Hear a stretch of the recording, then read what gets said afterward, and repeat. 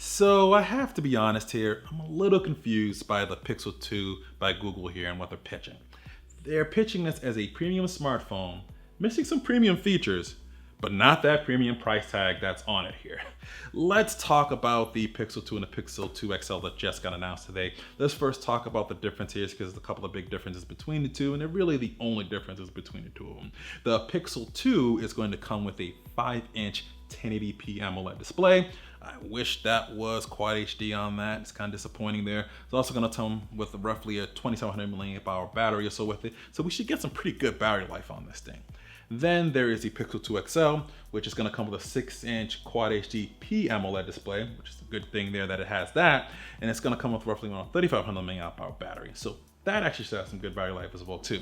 But that's the main differences between the two of them. Everything else here that going forward, it's going to be the same between them. So they both have Snapdragon 835 processors inside of them, 4 gigabytes of RAM, standard stuff you see in flagship phones today in terms of RAM and CPU. They both have USB Type-C, and they both don't have a headphone jack.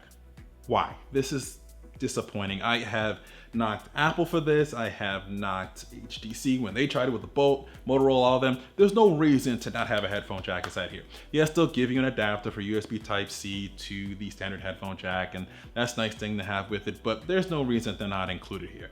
They claim HD audio is better when going through USB Type-C, but it's been kind of proven that you can use a 3.5mm headphone jack with good DAC, and you can pretty much get the same thing as well too. It just doesn't make any sense. I'll always knock a company for not including this and saying that's a premium smartphone. Come on now. You have premium smartphones like coming from Samsung that include that headphone jack. All right, beyond that, they're both going to come with Android 8.0 with the sort of the new Pixel UI that they have on top of it and there, and you're going to be guaranteed the latest updates coming through with that, which is a pretty cool thing. They're both IP67 water and dust resistant, which is good, but they don't come with wireless charging. Another premium feature that we've seen now in premium devices such as from iPhone in the 8 and the 10, and also in Samsung with the S8 and Note 8, and they've had it for a while pretty much, don't have that wireless charging. That's something that should be included in there. I'm sorry, it's just, if you're gonna pitch yourself as a premium smartphone, you should have that premium feature within there. It's a great lifestyle feature to have. Another disappointment coming from them. Now, another disappointment I have is also the storage here with it as well too, because there's only two storage options. There's 64 gigabytes and 120 gigabytes with no micro SD card. You can't offer yourself as a premium smartphone if you're not at least gonna offer something around a 256 gigabyte range, or you're gonna offer that micro SD card slot. I mean, 64 and 128 can be really small and that can get ate up quite a bit. And especially if you're gonna use the Pixel 2 XL and you want the 6-inch display Quad HD, you probably got a lot of content and movies and things you're gonna wanna bring with you with that. And 120 gigabytes is going to get ate up very, very, very, very quickly. And having that SD card would be pretty nice to have. Now I understand they have Google Photos and they have the unlimited feature with that, so all your photos and videos and content can be uploaded to there and you can remove stuff as you go along to save space. But 128 is just way too limited on here, and not everyone's going to want to stream everything. Some things you're going to want to keep offline, and that needs storage to be able to do that. Another knock for them on that. But speaking of photos and video, there is the camera here, which is the thing I'm looking forward to the most. They did bring a single lens. There's only one lens in this camera. Another disappointment there. Dual lens is pretty much what we're getting these days. But a single lens 12 megapixel camera, and it's supposed to be even better than last year's camera that came out with the Google Pixel. They had pretty much the best auto mode, and it was the highest ranked camera at that time. This year, they've pretty much ranked it at about a 98 from DXOMARK. I mean, everyone's getting high rankings these days, so it'd be nice to see how well this camera really works. It's really supposed to be really good in all different conditions. One of the things they showed was that they have portrait mode, so now they're in the portrait mode game, and theirs looks to not be a beta thing. It looks like it's pretty complete, and what I've seen from the hands-on, looks like it's a pretty good deal with that in terms of how well that works out. So I'm really excited for the camera. I really want to take advantage of really using that. Oh yeah, it does come with OIS and EIS as well too at the same time to produce some great stabilization, so it should look good. If 98 is what it says it is, this should be probably one of the best cameras in a smartphone, especially with the auto mode with it, because I don't believe they announced a pro mode going along with this thing at all. So there you go, sort of with that. Another couple of features are that you can actually squeeze the side of the phones, like you could squeeze an HCU. When you squeeze the side of them, it's going to bring up Google Assistant.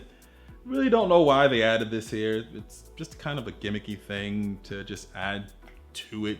There's so many different ways to get Google Assistant to pop up. I don't think squeezing it's going to make it any better, but they have included that in there. With that, there is an always on display now, which is pretty cool. One of the things I do like about that is that it actually can recognize music around you, and it can kind of do a song match, and you'll see the song match right on the display. It's pretty cool. It's always listening to music there, and you can kind of click on that, brings up Google Assistant, and you can try to find it on your favorite music service. They'll have a series of them that'll pop up when you sort of hit on it there and song match a song.